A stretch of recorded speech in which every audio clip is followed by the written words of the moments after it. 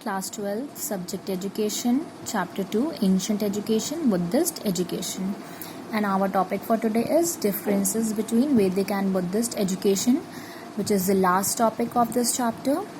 And I had already discussed about all this in my previous video. So let's have a look on this. See, you can easily find the difference between them. Number 1, federal institutions. Buddhist educational institutions were large units including thousands of students. Large units, thousands of students. Here, in Vedic or Brahmanical education, they were comparatively single teacher institutions with only a few students. Single teacher institutions with only a few students. Okay. Here you find thousands of students with large units, and here you find few students with single teacher institutions. Okay, next, opposed to caste system, the Buddhist monks and nuns were coming from all caste, creed and culture. Okay, Brahmanical education was imparted by Brahmins only to Brahmins or high-born Hindus. Here you find that everyone is allowed, and here Brahmanical education was imparted by Brahmins only. Number 3, medium of instruction. Buddhist system of education was imparted through the medium of single and common man language, i.e. Pali and Prakrit. Brahmanical education was imparted through light language, Sanskrit. See here, the language they used was Pali and Prakrit, and here the language they used was Sanskrit. Okay. Number 4, aim of education. Buddhist system of education influenced younger sections of society according to the Buddhist ideology.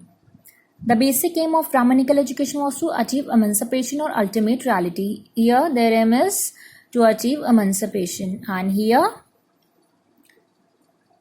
this education influenced younger sections of society according to Buddhist ideology. The secondary aim of education was to train monks and nuns for the purpose.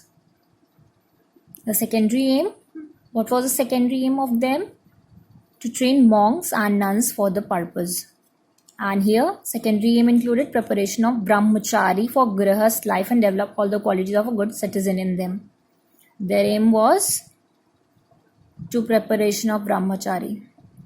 Next and the last, number 5, curriculum. Buddhist system of education had Buddhist religious curriculum as the basic curriculum.